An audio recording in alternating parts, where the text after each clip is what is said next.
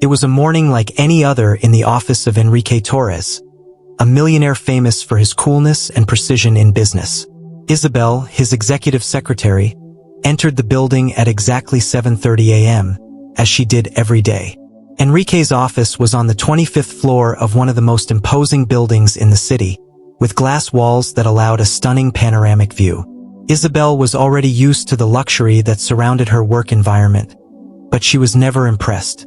She was efficient, focused, and professional, characteristics that had secured her position at Enrique's side for almost 5 years. As he turned on his computer and began his morning routine of reviewing the day's agenda, an email popped up on his screen, highlighted by the word urgent in the title. It was unusual for Enrique to send emails so early, much less with this kind of urgency.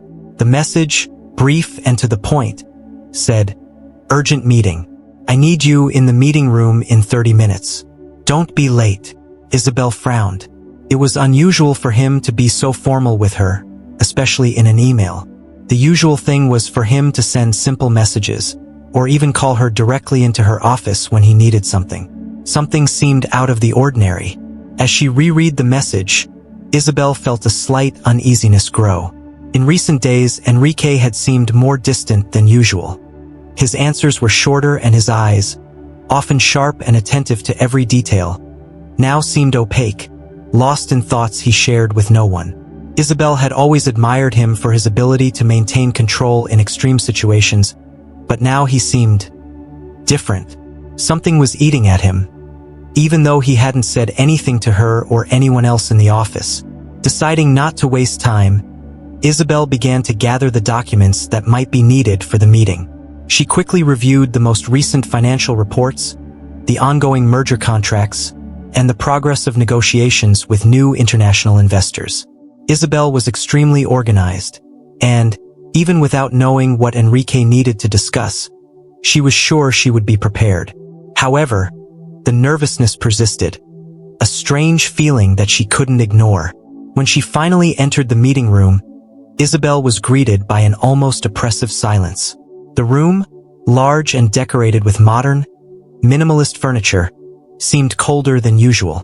Enrique was already sitting at the head of the table, but didn't seem to notice his presence immediately. He was poring over a stack of documents, but his eyes weren't focused on them. It was as if he was looking through the papers, stuck in some deep, disturbing thought. "Good morning, Enrique. I received your message," Isabel said, trying to sound casual, although the charged atmosphere made her voice sound strangely loud in the silence of the room. Enrique looked up slowly, as if he had just noticed her presence. He watched her for a moment, but her expression was unreadable. Isabel waited for him to say something, but instead of speaking, he just gestured for her to sit down. Isabel's discomfort increased. She had always been able to read Enrique very well, understanding his moods and needs before he even verbalized them. However, at that moment, she felt like she was facing a man she didn't know. The silence between them lasted for long seconds, while Enrique fiddled with the documents in front of him, without really looking at any of them. He seemed distant, almost absent, as if he were somewhere else, lost in thoughts that kept him trapped there, but at the same time far away. Finally, Enrique broke the silence. "There's something I need to discuss with you," he said, but his voice was strangely soft, almost fragile. That wasn't the voice of the imposing man Isabel knew. The low, hesitant tone surprised her, and she realized that, whatever the reason for the meeting, it wasn't just about business. Something else was happening, something that Enrique could not fully express in words. Isabel felt her heart accelerate, her intuition telling her that this meeting would not be like the others. The tension in the meeting room seemed to grow by the second, and Isabel, sitting at the table, felt uncomfortably trapped in that environment. Enrique, although physically present, seemed to be mentally distant, and his actions, normally so calculated, now seemed erratic. He remained poring over the papers, as if he were trying to find something that escaped his understanding. The atmosphere was dense, and Isabel, who had always known how to deal with her boss's rigid personality, now couldn't find the right way to approach him. After a few moments of silence, Enrique finally looked up, but what Isabel saw in his eyes made her shudder.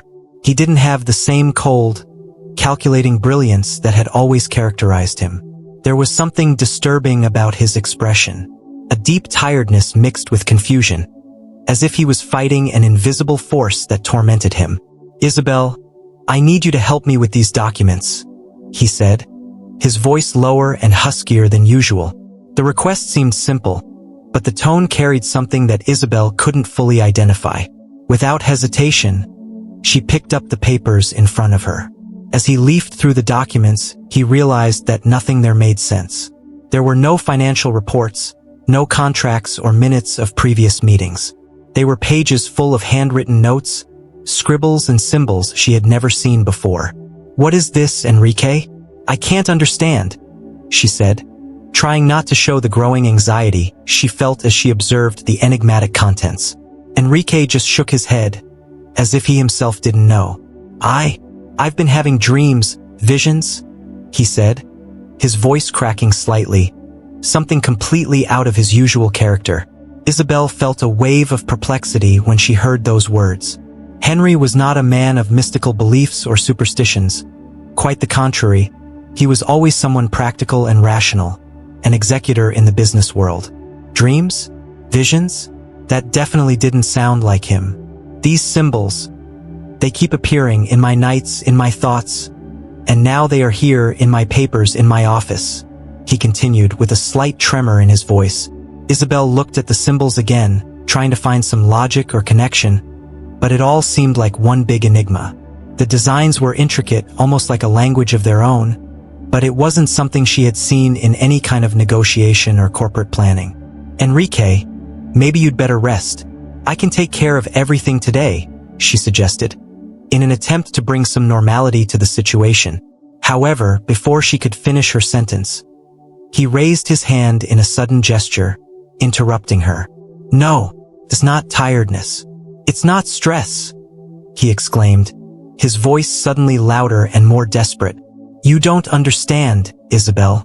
This is beyond anything we can control. There's something chasing me, something ancient, something I can't explain." Enrique's words echoed through the room, and Isabel felt the weight of them in her chest. What he was saying seemed irrational, but the desperate tone in his voice revealed that he believed every word. Enrique's behavior was far from being the same as before. He got up from his chair and began pacing the room, like a caged animal. His gestures, once controlled and precise, were now erratic, as if he were on the verge of a breakdown. Isabel watched him in disbelief, not knowing how to react. He had never seen his boss, such a powerful and self-assured man, in such a vulnerable and distraught condition. As he walked, Henry began to mutter to himself, disjointed words, fragmented sentences that Isabel couldn't understand. She tried to speak, but he was completely immersed in that agitated state. "It's no coincidence. These symbols, they have a meaning. I just need to find out what it is," he said, as his steps quickened, as if he was racing against time to uncover a hidden secret. Isabel felt panic rising within her. That man in front of her seemed to be falling apart, and she didn't know what to do to help him. It was then that Enrique stopped abruptly, his eyes fixed on Isabel with a frightening intensity. He approached slowly, his breathing heavy and ragged. "You need to help me," he whispered, as if he were trusting her with the most dangerous secret he had ever carried. "I can't do this alone." Isabel, still caught up in the shock caused by Enrique's words, tried to process what she had just heard. The idea of his boss, a man always so controlled and rational, being obsessed with symbols that appeared in his dreams seemed absurd. However, the desperation in his voice, the agitated eyes that seemed to see something beyond reality, made Isabel hesitate before dismissing it all as a passing hallucination. She tried to maintain her composure, but she couldn't deny that his behavior was beginning to deeply disturb her. "What kind of symbols are you seeing?" Isabel asked cautiously, trying to better understand what was happening. Enrique approached her with slow steps, tension evident in every movement. He picked up one of the papers on the table and handed it to her. Isabel looked at the intricate designs that covered the page. They were intricate geometric shapes, interwoven with writing that didn't look like it was from any known language. There was something ancient, almost ritualistic about these figures, as if they belonged to a lost civilization or long-forgotten occult knowledge. "I see them every night," said Enrique, his voice low and controlled. "At first they were just fragments, but now they're everywhere. They follow me, they chase me." Isabel felt a shiver run up her spine. Enrique's voice, normally so firm and authoritative, was filled with fear. She quickly flipped through the other papers, and they were all covered in variations of those symbols. There was no apparent logic, but the feeling that there was something deeply wrong with it all was undeniable. "Enrique, maybe you've been dealing with a lot of stress lately. The mergers, the travel. It could be a reflection of tiredness," suggested Isabel, trying to calm him down with a rational explanation. However, upon hearing his words, Henry shook his head vigorously. "That's not it," he exclaimed, with an intensity that made her recoil a little. "I've already considered that possibility, Isabel, but this is different. I feel like there's something bigger, something I'm beginning to understand." He ran his hands through his hair, clearly frustrated with his own inability to explain what he was experiencing. "These symbols, they're not just drawings. They carry something, a message, a warning, maybe even a curse." Enrique began to walk around the room again, his footsteps echoing on the polished marble floor. Isabel watched him, struggling to remain calm in the face of his growing despair. The idea of a curse made her shudder. She had never believed in anything supernatural, but seeing the man in front of her, someone who had always prided himself on his logic and rationality, start to believe in something so abstract and dark, shook her own convictions. As Enrique spoke, Isabel began to notice something even stranger. As he mentioned the symbols and his dreams, the details of the drawings on the papers she held seemed to move. They were subtle movements, almost imperceptible, but they were there. The lines that once formed perfect circles now expanded and contracted slightly, as if they were coming to life. Isabel blinked several times, convinced it was just her mind playing tricks due to the stress of the situation. But when he looked again, the shapes continued to move slowly, as if the symbols were breathing. "What do you mean by curse?" she asked, trying to shake off the rising panic while forcing her voice to sound calm. Enrique stopped walking, his shoulders tense and his expression full of exhaustion. "I don't know exactly," he replied, with a look of deep confusion. "But I started researching about ancient cultures, lost languages, and I found some references to these symbols in forgotten texts. They belong to something bigger, Isabel. Something dangerous." She tried to absorb it. Was it possible that Henry was so obsessed with these visions and symbols that he had completely lost his sense of reality? Or was it true that there was something deeper and more mysterious behind it? The idea that those symbols could be connected to something supernatural was terrifying, but with every word Enrique spoke, the feeling that she was getting involved in something much bigger than simple business increased. Enrique sat down again, his eyes fixed on nothingness. "I feel like I'm being pulled into something I can't control. And now, I think you're part of it too, Isabel." His words hit her like a punch in the gut. What did he mean by that? Why would she be involved in something that seemed completely crazy? "I don't understand," she replied, her voice barely above a whisper. Enrique looked deeply into her eyes, as if he was searching for an answer that even he didn't know. "Neither do I, Isabel," he said. "But we need to find out before it's too late." Isabel felt as if the ground was slowly being removed from beneath her feet. Henry's every word sounded like an echo of something deep and hidden, something that went beyond what she was prepared to deal with. However, looking at it, he noticed how different it was. The steadfast man she knew seemed to be in ruins, nearly torn apart by something he could neither see nor understand. She had two choices: leave that room and distance herself from the madness that seemed to surround him, or stay and help him, even without fully understanding what she was getting into. And, against what her logic recommended, she decided to stay. "Enrique, you need help. But I'm not talking about deals or mergers. I'm talking about something else," said Isabel, trying to keep her voice calm. She knew she was dealing with something unusual and that continuing down that path would be risky. Even so, something in her instinct made her believe that Enrique was not completely wrong, that perhaps there was something real in that enigma of symbols and dreams. "Tell me what you've discovered so far," she continued, trying to connect with him through rationality. Henry sighed deeply, as if he was relieved that she hadn't run away or dismissed his anguish. He pulled a notebook from his briefcase and opened it to the center page, revealing even more symbols and handwritten text. "I've been researching in secret. I've gone to private libraries, consulted experts. These symbols appear in several ancient texts, from cultures that shouldn't have had any contact with each other.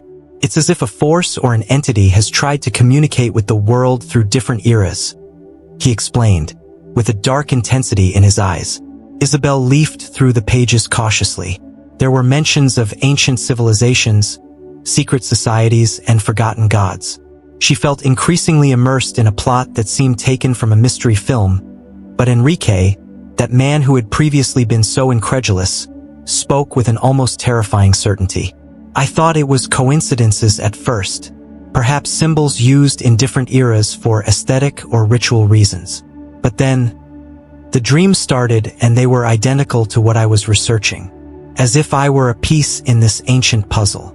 As she listened to Henry's words, Isabel felt a mixture of skepticism and fascination. It was hard to believe, but Henry's conviction was undeniable. Furthermore, the subtle movement of the symbols that she had witnessed before made her uneasy. Was it possible that he was facing something that defied logical and rational explanations? She had always prided herself on being a practical woman. But now, in that dark room and with Enrique on the verge of collapse, her rationality was beginning to give way. "You mentioned a curse," Isabel said, interrupting her own thoughts. "What exactly do you think is going on?" Enrique closed his eyes for a moment, as if he were trying to organize the right words to explain the inexplicable. I feel that these symbols are part of something larger. Something that is slowly consuming me. An entity or force, perhaps from another era, is trying to return to our world. And I have been chosen as a channel for that," he said, each word carrying a weight that Isabel could not ignore. The implications of Henry's words were terrifying, but Elizabeth was not ready to abandon him. She knew that if Henry was right, they wouldn't have much time. Something terrible was lurking, and the longer they took to act, the stronger this force would become. "So, how can I help?" she asked, without hesitation, even though she knew she could be getting involved in something she would never be able to fully understand. Henry seemed relieved by Isabel's decision to help him, but his face still carried a shadow of fear and uncertainty. He closed the notebook and placed his hands on the table, as if he was gathering the strength necessary to say what would come next. Isabel, in turn, was on alert. She knew that any decision from now on would not be simple, nor would it be based on the business logic they both knew so well. Enrique took a long breath and began to speak, but this time his voice was low, almost a whisper. "I don't know exactly where to start," he admitted, pressing his fingers to his temples. "These symbols, they appear not just in my dreams but in real places. Ancient buildings, forgotten manuscripts.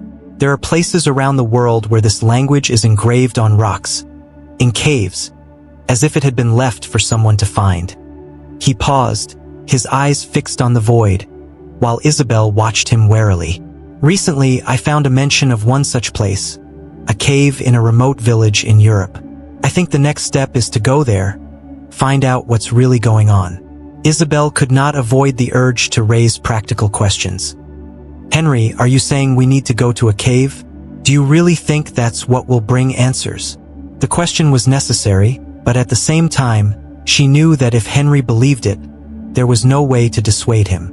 He nodded slowly, as if he was waiting for this reaction.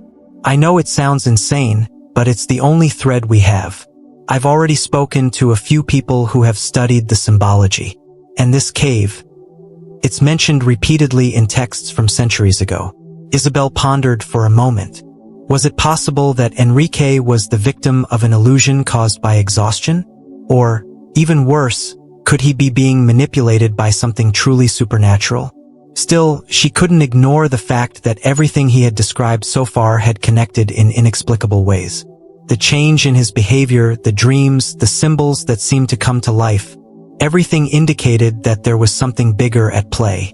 "Okay," she said firmly. "If you believe this cave is the key, then let's go there. But we need to do this carefully." Enrique looked at her with gratitude. "I've already organized everything. The location is remote. It's going to be a long and difficult trip, but I've already planned how we're going to get there." Henry's meticulous preparation did not surprise Isabel. He was always someone who anticipated every detail. However, there was something strange about seeing that organized side of him mixed with the madness and despair that had been dominating his mind for the last few days. "But before we go," he continued, "we need to be prepared for what we might encounter. I don't know what to expect, but nothing will be simple." The word "prepared" sounded strange to Isabel. How would one prepare to deal with something unknown? Something that, until now, seemed to exist only in the shadows between the real and the imaginary. "And how do we prepare for this, Enrique?" she asked, trying to suppress the fear that appeared in her voice. He remained silent for a few seconds before responding. "We need knowledge, and for that, there is one person who can help us. A man who has studied these languages and symbols for decades.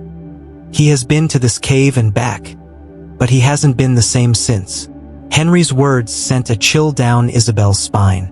If this person had entered the cave and emerged transformed, what kind of power were they about to confront? Doubt arose in his mind, but before he could question it again, Enrique stood up, determined. "We need to find him. He's our only chance to understand what we're up against before it's too late."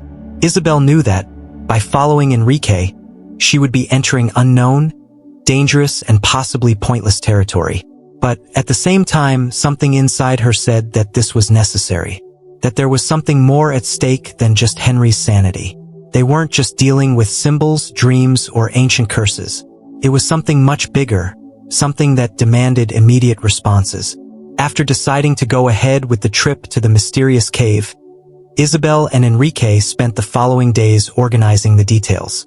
Although Enrique had already drawn up a plan to reach the remote location, it was necessary first to find the man he had mentioned, an expert who had dedicated his life to the study of ancient languages and symbols.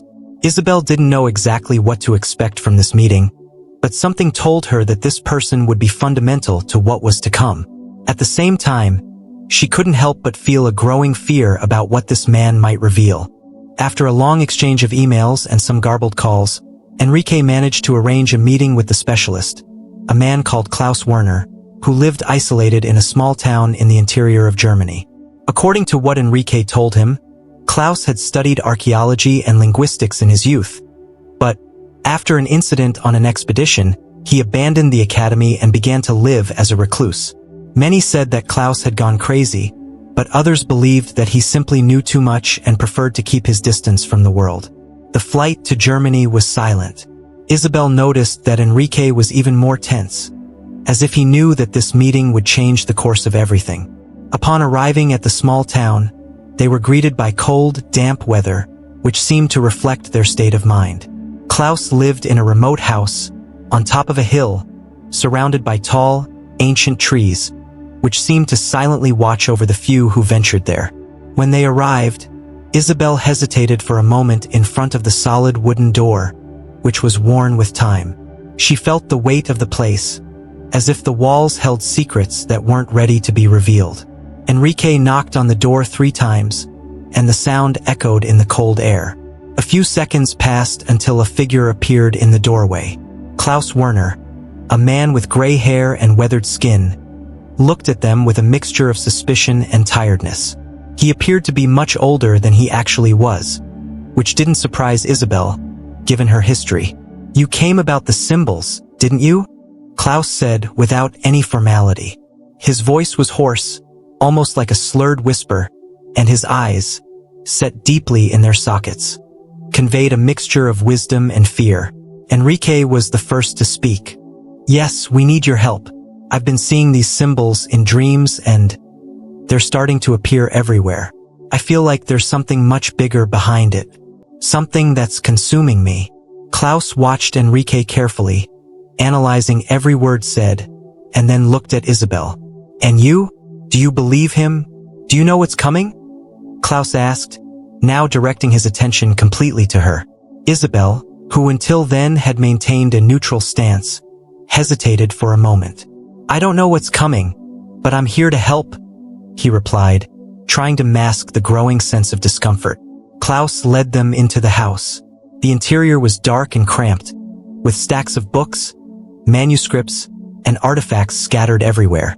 There was a fireplace lit, but the heat it gave off didn't seem to be enough to ward off the cold that permeated the place. They sat at a round table, covered in old papers and maps. Klaus remained standing, staring into the fire. I've already seen what you're seeing, Enrique, he began, his voice low. These symbols are a calling, an invitation to something that does not belong to this world. Isabel felt a shiver run down her spine. But an invitation from whom? For what? She knew these questions would sound silly, but she needed to understand. Klaus turned slowly, his dark eyes focused on her. There are forces, entities that were here long before us. Before any civilization we know. They were dormant, buried, but they left marks, signs. These symbols. And now they are trying to return. And you, Enrique, you were chosen to be the door. The silence that followed was oppressive. Isabel tried to process what was being said, but Klaus' words brought more questions than answers. And what can we do? Asked Enrique, his voice cracking slightly. Klaus took a deep breath and sat down across from them, his eyes fixed on the papers in front of him. You have two choices. Either go ahead and find the source of it in the cave, or run away and try to live with what has already been awakened. But know that whatever you choose, nothing will ever be the same again. Isabel looked at Enrique, who was visibly shaken. There was no easy path, and the decision they would make there would change the course of their lives forever. The decision was made quickly.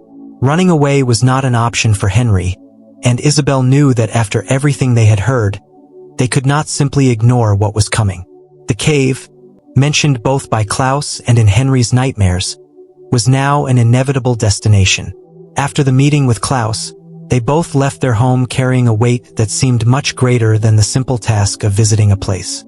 It was as if they were on the verge of discovering something that would change their lives forever, and maybe not for the better. However, before they left, Klaus warned them. The cave is not an ordinary place, he had said, his voice hoarse and deep. It's a portal, in a way. Ancient civilizations believed that certain locations on Earth were points of connection between our world and others. That's why these symbols appear there. They're not just a language, they're a calling. Isabel had watched closely as Klaus spoke. She wanted to believe it was all just misinterpreted superstition. But as the pieces of the puzzle came together, doubt crept in deeper. The journey to the cave was long and strenuous. Located in a remote region of Eastern Europe, they would have to cross dense forests and rugged terrain. Isabel didn't know how Henry planned to move forward with so little information about what they would face, but he seemed unyielding. The morning after the conversation with Klaus, the two took a flight to a nearby city, from where they rented a car to go to the village closest to the cave. The road was deserted, shrouded in fog. The surrounding environment seemed almost mythological. Trees so old that their tops cast dense shadows, and hills that looked as if they had never been touched by man. As they drove, Enrique remained silent, his thoughts evidently distant. Isabel, on the other hand, couldn't stop thinking about what Klaus had said. You were chosen to be the door. Those words echoed in his mind over and over again. She watched Enrique from the corner of her eye, wondering if he understood the weight of it. And more than that, he questioned whether he was prepared for what would come when they finally reached the cave. Upon arriving at the village, they were greeted by a picturesque but desolate scene. Stone and wooden houses lined the dirt streets, and the few inhabitants they saw seemed to keep their distance, casting suspicious glances. It was evident that this place did not receive visitors often. Enrique asked an older woman, who was sitting in front of one of the houses, about the cave. Her expression instantly changed upon hearing the mention of that location. Don't go there, she said with a thick accent. "The cave is cursed. Whoever goes in there never comes back the same." Enrique thanked him, but did not listen to the warning, continuing on his way with determination. Isabel, however, couldn't help but feel her chest tighten when she heard the woman's warning. It wasn't the first time she heard about the danger of that place, but now, on the threshold of being really close, the feeling of fear and despair began to take shape within her. The final journey to the cave would be done on foot. They left the car on a small dirt trail and followed a steep path through the dense forest. With each step, the silence became more oppressive, and Isabel could feel the air around her growing heavier. As they advanced, the vegetation seemed to grow thicker, and sunlight, which was already scarce, began to disappear under the cover of trees. Isabel could feel that something was wrong, a kind of invisible pressure that surrounded them. And then, after hours of walking, they finally arrived. The entrance to the cave lay before them, a dark, cold opening, hidden in the middle of a jagged rock formation. There was something deeply unsettling about that place. Isabel felt a shiver run through her body as she looked at the darkness that awaited them. Enrique paused for a moment, as if trying to prepare himself for what they would find there. "It's here," he said, his voice low and tense. Isabel watched Enrique's face as he stared at the entrance to the cave. His eyes, once full of determination, now reflected a mixture of fear and expectation. She knew that from that point on, there was no turning back. Whatever they were about to discover, it would be something that would change them forever. "Ready?" asked Enrique, turning to her. Isabel took a deep breath, trying to gather all the courage she had. "Ready?" she replied, even though deep in her heart she wasn't at all sure she could truly be prepared for what was to come. Darkness enveloped them as they took their first steps into the cave. Isabel, with a flashlight in hand, illuminated the narrow path in front of her, but the light seemed to be swallowed by the vastness of the darkness that surrounded them. The air inside was thick, damp, and carried an old musty odor, as if no one had set foot in the place for centuries. Beside her, Enrique walked in silence, focused, his eyes fixed on the rocky walls that slowly revealed the presence of the symbols that had haunted his dreams. As they went deeper, the drawings on the walls became more frequent. Symbols that Isabel vaguely recognized from Henry's documents and the notes Klaus had shown her. But now, seeing them there, carved into the rocks of the cave, they seemed much older and much more powerful. There was something strange about the way those symbols were arranged, as if they were alive, pulsing with an invisible energy that filled the space around them. It was almost as if the cave was watching them. "It's here," said Enrique, breaking the silence. He stopped in front of a section of wall covered in symbols. The figures were arranged in a complex pattern, forming a giant circle that seemed to rotate slightly, as if the symbols changed position every time Isabel blinked.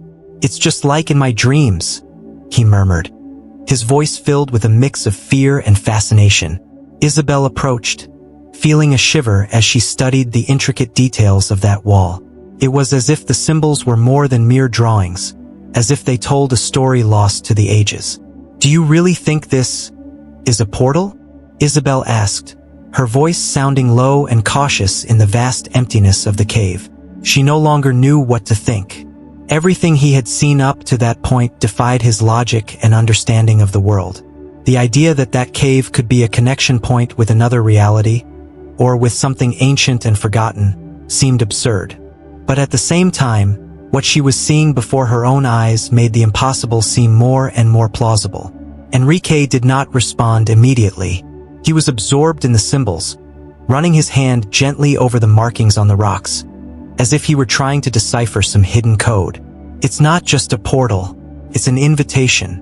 Something, or someone, left these symbols for them to be found, for someone to come here and complete the cycle," he said without taking his eyes off the wall. His voice was controlled, but there was a touch of obsession in it that worried Isabel.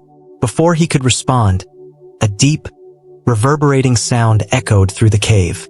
It was a low sound, almost like a distant groan, but filled with a strength that seemed to come from the depths of the earth. Isabel and Enrique looked at each other, their eyes wide with surprise and fear. The sound continued, gradually increasing, until the cave itself seemed to tremble slightly beneath their feet. "What was that?" Isabel asked, trying to control the panic that was beginning to take over her. Enrique took a step back, looking at the wall in front of him as if he was waiting for something to happen. I think we activated something," he said, his voice broken. Isabel felt her heart race. "What do we activate, Enrique? What do you think will happen?" she asked, but he didn't seem to have an answer. The sound continued, like a rising whisper that filled every corner of the cave, and the symbols on the wall began to glow dimly, emitting a golden, pulsing light. Without warning, the light from the symbols grew stronger, filling the space around them with an intense luminosity that momentarily blinded Isabel. She raised her arm to cover her eyes, feeling the heat of that light invade her skin. When he finally managed to open his eyes, what he saw made his body freeze. In the center of the circle of symbols, a crack seemed to open in the rock, a thin line of darkness that pulsed with the same golden light as the symbols.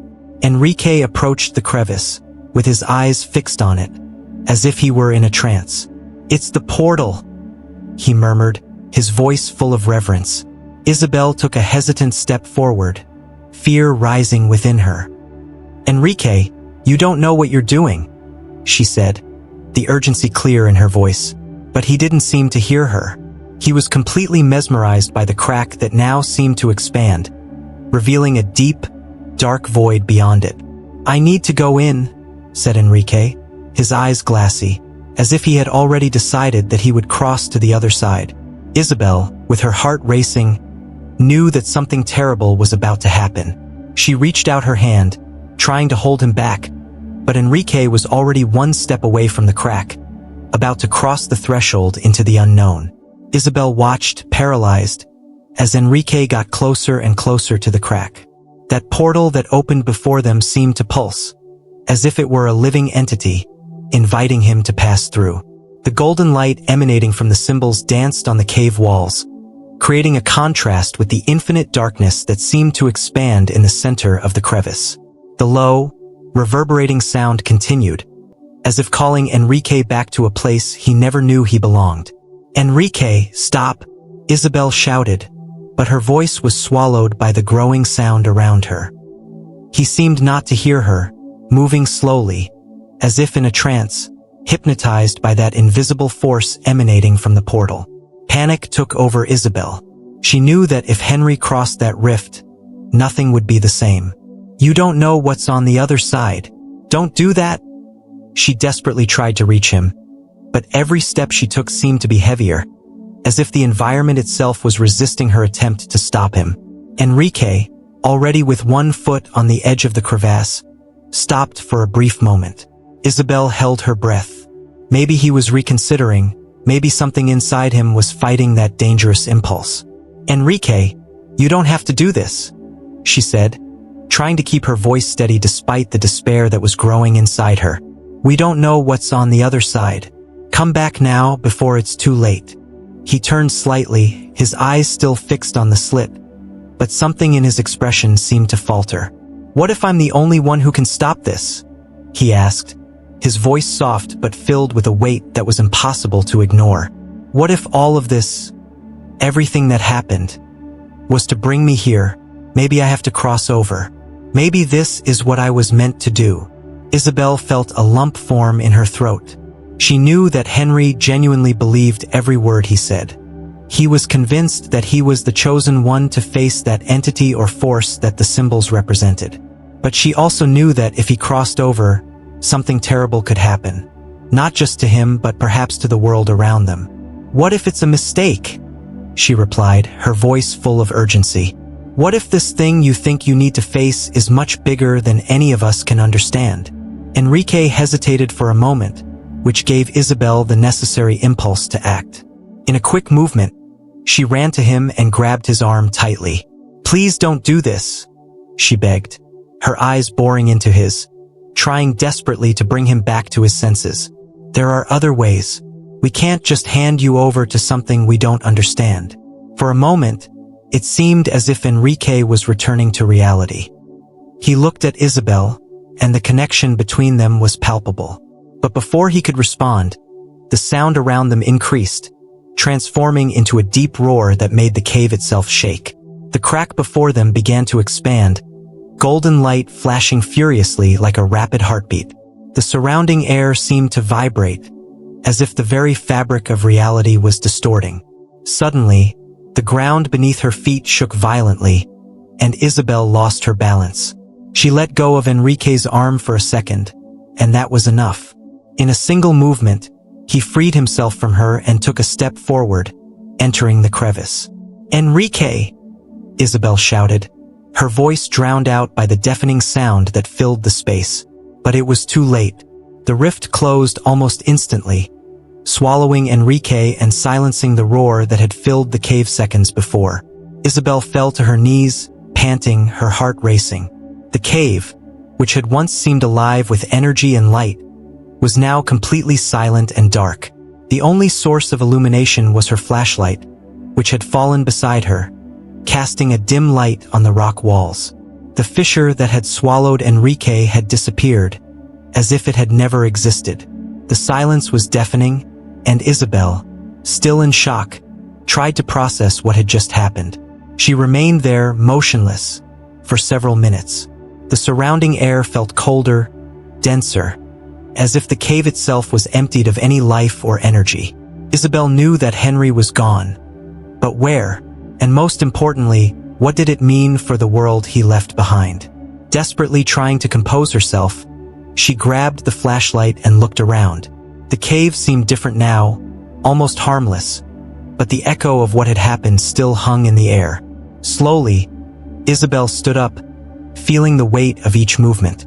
She looked one last time at the spot where Enrique had disappeared. He didn't know what awaited him on the other side, but something told him he wasn't lost forever.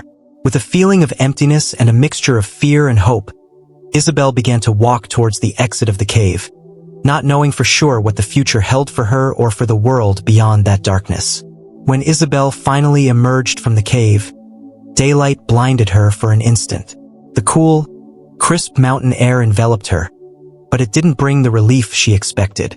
She was outside, back in the real world, but everything felt different. The silence of the cave still accompanied her, and the void left by Enrique's absence was like a weight on her chest. Each step she took from the cave entrance felt heavier than the last, as if she were being pulled back into that dark and mysterious place she had just left. The journey back to the village, made alone, was long and painful. The forest, which had previously seemed threatening, now seemed melancholy, as if it knew what had happened. Isabel walked slowly, struggling to process recent events. His body was exhausted, but his mind was even more so. What exactly had happened to Henry? Where had he gone? And, more importantly, what had he awakened when he walked through the portal? These questions swirled around in his head, but none of them had answers. She felt helpless, as if everything she could have done to save him had been useless. Upon arriving at the village, Isabel noticed that the environment had not changed much since she and Enrique left. The few people she saw on the streets still seemed suspicious, and she avoided any eye contact, trying to remain unnoticed. All he wanted was to get to the hotel, organize his thoughts, and somehow find an explanation for what he had just witnessed. However, when he passed the same elderly woman who had warned them earlier, he noticed that something in her expression had changed. There was a deep sadness in his eyes, almost as if he knew what had happened. Isabel entered the hotel room and immediately felt the weight of reality crashing down on her. The room was exactly as they had left it, but now it seemed much larger, much emptier without Enrique's presence. She threw herself on the bed, exhausted, but her mind wouldn't let her rest. He closed his eyes and tried to relive every moment, every word Klaus said, every symbol in the cave, every expression Henry had before crossing the portal. I tried to find a flaw, something I could have done differently, but deep down I knew that their fate had been sealed from the moment they decided to enter that cave. It was in the midst of this mental confusion that your phone rang, the high-pitched sound cutting through the silence of the room. Isabel looked at the screen and saw that it was a call from Klaus Werner. Your heart skipped a beat when you saw his name, feeling a mixture of fear and hope. He answered with shaking hands, not knowing what to expect. "He's gone, isn't he?" was the first thing Klaus said, without any formality, his voice heavy on the other end of the line. Isabel swallowed hard, unable to respond immediately. "Yes," she whispered, her voice breaking. Klaus sighed deeply, as if he already knew the outcome but was still processing the magnitude of what it meant. "I warned you. The cave. It's not just a place. It's a point of convergence. Ancient forces, entities that existed long before us. And now, by crossing the portal, Enrique may have triggered something. Something I've been waiting to come back to," Klaus said, his voice serious and tired. Isabel closed her eyes, feeling a wave of despair. "What does that mean? Is he dead?" "I don't know if dead is the right word," Klaus replied after a long pause. "He may be on another plane, another reality. But one thing is certain. He is now connected to these forces, and this will have consequences." Klaus' words were like a blow. Isabel felt the air disappear from her lungs. Consequences. She knew nothing would ever be the same, but hearing it out loud made her fear of something bigger become real. "So what do we do now?" she asked, desperate for some direction, some plan of action. Klaus was silent for a moment, before responding in a voice heavy with resignation. "Now we must wait. The changes may already be happening, and we have no way of predicting what will come next. But one thing is certain. You, Isabel, are as connected to this as Henry was. When you enter the cave, you has become part of this story. And now, it's a matter of time before you too are affected." Klaus' words echoed in Isabel's mind long after the call ended.